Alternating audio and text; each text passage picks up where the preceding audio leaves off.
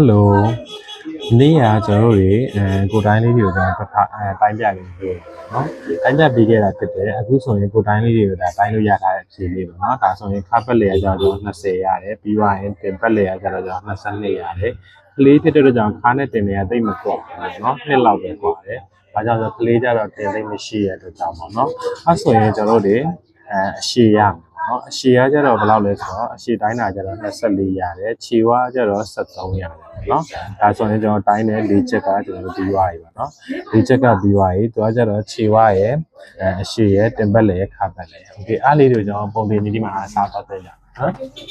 ်โอเคဒါလေးကတော့ကျွန်တော်ပုံတင်ဒီလေးပေါ့နော်ပုံတင်ဒီလေးကျကျွန်တော်ခါပတ်လေပေါ့နော်ခါပတ်လေခါဆိုရင်ခါတက်ဖို့ရဖို့အတွက်ကြတော့ကျွန်တော်ခါပတ်လေကိုကျွန်တော်လေးနဲ့စားမယ်စားပြီးသွားရင်ကျွန်တော်တလက်မကျွန်တော်ကောင်းလိုက်တယ်ပေါ့နော်အဲဆိုရင်ကျွန်တော်ခါပက်လေခါတန်ပိုးလေးရမယ်ပေါ့နော်ဒါရရဲ့တန်ပိုးလေးကျွန်တော်စားသွင်းမယ်ပြီးတော့ခါကျတင်ဆိုလဲတင်ပက်လေကျွန်တော်ရထားတာ22ဆို22ကိုစားသွင်းမယ်ပြင်ပြီးတော့ကျွန်တော်လေးနဲ့စားမယ်ပြီးတော့ခါကျရင်တလက်မပေါင်းလိုက်မယ်အဲဆိုရင်တင်တန်ပိုးလေးထွက်လာမယ်ဝါကြတော့ကျွန်တော်တို့တိုင်းထားတာမရှိတဲ့အတွက်ကြောင့်ကွာတန်ပိုးဘယ်လိုရှာမလဲဆိုတော့ကျွန်တော်တင်ပက်လေကိုလေးနဲ့စားလိုက်မယ်စားပြီးသွားတဲ့ခါကျရင်ကျွန်တော်တလက်မနဲ့လေးစိတ်သွားနိုင်တယ်ဆိုရင်ဘွားတန်ပိုးလေးကျွန်တော်ဖတ်လာမယ်နော်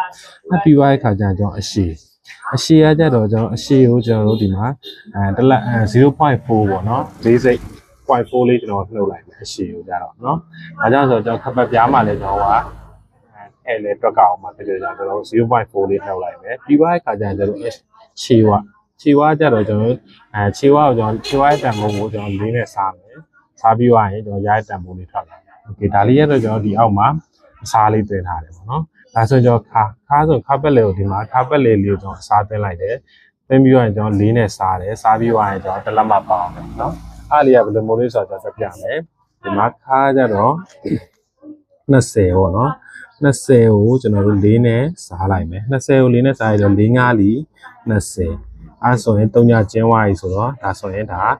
တန်ဖိုးလေးက900ပါဒါလေးနဲ့စားတဲ့တန်ဖိုးလေး900ပါ9ကိုကျွန်တော်တစ်ပေါင်းလိုက်တယ်အဲဆိုရင်600ပါပြီဒါလေးကခါတန်ဖိုးလေးပြီးပါပြီပြီးတော့ခါကျကျွန်တော်တင်ဆိုရင်ကျွန်တော်22မှာနဲ့22ကို4နဲ့စားတယ်ပြီးတော့ရင်တစ်ပေါင်းနဲ့ရရဲ့တန်ဖိုးထွက်လာမယ်22ကိုကျွန်တော်4နဲ့စားမယ်4 5လီ20နော်4 5လီ20တဲ့ကြောင့်4 5လီ20ကိုကျွန်တော်ဒီမှာ22က20ကိုနှုတ်လိုက်တော့နှစ်ကြာလာတယ်ပြီးသွားရင်ကျွန်တော်ဒီမှာဝင်လို့မရတဲ့ကြောင့်ကျွန်တော်တသမထိုးလိုက်မယ်ထိုးပြီးတော့3ညထားလိုက်အဲဆိုရင်ဒါဆိုရင်ဝင်လို့ရပါတယ်4 5လီ20ဆိုတော့ကျွန်တော်ဒါမဲ့ဒါကျတော့ကျွန်တော်9ကြော်တဲ့အတွက်ကြောင့်9ကြော်တဲ့9ပြီးတော့အထက်ဆိုရင်ကျွန်တော်တစ်နှုတ်ပေးရဖြစ်တဲ့ကြောင့်ဒါလေးကိုကျွန်တော်4လို့သတ်မှတ်လိုက်တယ်နော်ဒါလက်မနီကိုတုံပြနေတဲ့သူတိုင်းလည်းသိမယ်လို့ထင်တယ်ဘာကြောင့်လဲဆိုတော့တလက်မမှာကျွန်တော်8စိတ်ပဲရှိတာဖြစ်တဲ့အတွက်ကြောင့်နော်โอเคတလက်မမှာ8စိတ်ပဲရှိရဖြစ်တဲ့ကြောင့်ကျွန်တော်တလက်မမှာ10စိတ်ဆိုရင်ကျွန်တော်9ယူလို့ရအောင်နော်ဒါတလက်မမှာ8စိတ်ပဲရှိရဆိုတော့9နဲ့9ထက်ဆိုတော့တစ်နှုတ်ပေးရတော့တရားတယ်လူတိုင်းသိမယ်လို့ပြောနေပါတယ်โอเคအဲ့ဆိုရင်ဒါလေးကကျွန်တော်9လေးစိတ်ကိုကျွန်တော်ပေါင်းလိုက်မယ်ပေါင်းလိုက်တော့6လေးစိတ်ဖြစ်သွားပြီအဲ့ဆိုရင်ဒါလေးကတင်တန်မိုးလေးပြီးပါပြီခွာဆိုရင်ကျွန်တော်22နော်ခွာတန်မိုးလေးက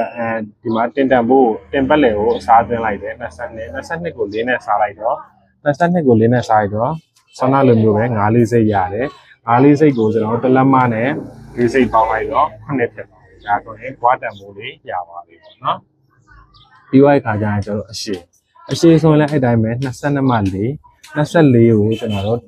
0.4ပေါ့နော်ဒီမှာ 0.4 လေးပါတယ်နော်4စိတ်လေးကျွန်တော်နှုတ်ပေးမယ်4စိတ်နှုတ်လိုက်တော့ကျွန်တော်23.4ရမယ်နော်ဒါတော့သိကြတယ်နောက်တစ်ခုကကျွန်တော်6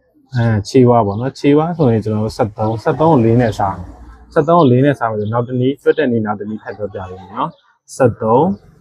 ကိုကျွန်တော်4နဲ့စားလိုက်မယ်အဲဆိုရင်ဘယ်လိုစားမလဲဆိုတော့ဒါနောက်တစ်နည်းပေါ့နော်သူ့ရဲ့တဝက်ကကြဘယ်လောက်လဲဆိုတော့6လေးစိတ်6.4ဒီမှာလဲ6.4ဒီနှစ်ခုကိုပေါင်းခြင်းဒီ73ရနော်အဲဆိုရင်ဒါ2နဲ့စားတဲ့သဘောတရားပြီးသွားတဲ့ခါကျရင်ဒီမှာဒါလေးကို6လေးစိတ်ကိုနောက်ထပ်2ပုံထပ်ပေါ်လိုက်အဲဆိုရင်320ဒီကောင်လေးက320အဲဆိုရင်ဒီဘက်ကိုလည်းထပ်ပြီးတော့သွားလိုက်မယ်ဆိုရင်320ဒါလည်း320အဲဆိုရင်ဒါ4နဲ့စားတဲ့သဘောတရားပေါ့နော်ဒါလေးရโอเคအဲဆိုရင်ကျွန်တော်ဒီမှာ3နှစ်စိတ်တက်တာ ဒီဟာလေးရဲ့တက်တော့ဒါလက်မှတ်ကြီးအတွက်နေတဲ့ဒီတိုင်းနဲ့နားလဲတယ်လို့ပြောလဲမယ်ဒါလေးရဲ့လွယ်လွယ်ကူကူနဲ့ဒါအချိုးကျဆွဲလိုက်တဲ့သဘောမျိုးလေးပဲဒါဆိုဒါလေးနဲ့စားတဲ့သဘောဒီမှာ၄ပုံတစ်ပုံနှစ်ပုံသုံးပုံ၄ပုံဒါဆို၄နဲ့စားတာတစ်ပုံနှစ်ပုံဆိုရင်2နဲ့စားတယ်နော်နောက်တဲ့6နဲ့စားခြင်းလည်းရတယ်7နဲ့စားခြင်းလည်းအပုံလေးဖဲဝါလို့ရတယ်နော်ဒါတော့အလွယ်ကူဆုံးနည်းလေးဖြစ်တယ်အဲဒါဆို30ရတယ်ဒီမှာ30နော်၄နဲ့စားတာလေးလေးတက်ကြโอเคအဲဆိုရင်ဒါလေးကတနည်းလေးကပြီးသွားပြီဒီမှာထားလေးရသွားပြီပြီးသွားတဲ့ခါကျရင်တင်လေးရသွားပြီဘွားလေးရသွားပြီခြေရသွားပြီခြေပါရသွားပြီနော်အဲဆိုရင်တော့ဒီမှာဥတံပိုးလေးရသွားပြီဆိုရင်ပတန်ပိုင်းမှာသွားပြီးတော့ကျွန်တော်ပတန်လေးမှာဆွဲရင်လည်းအစားလေးတွေတင်သွားလိုက်မယ်โอเคပတန်ပိုင်းမှာတက်ဆုံးမယ်နော်အားလုံးကျေးဇူးတင်ပါတယ်ဒီဗီဒီယိုလေးကိုတကယ်လို့အဆင်ပြေတယ်ကြည့်ရတာအဆင်ပြေတယ်ဆိုရင်ကျွန်တော်တခုခုလေးတော့ပြောပေးခဲ့ပါတော့။ဘာကြောင့်လဲဆိုတော့ကျွန်တော်နောက်ထပ်ဗီဒီယိုတွေမှာခွန်အားလေးရှိအောင်လို့ပါ။အားလုံးကျေးဇူးတင်ပါတယ်။အားလုံးဆင်ပြေကြပါစေ။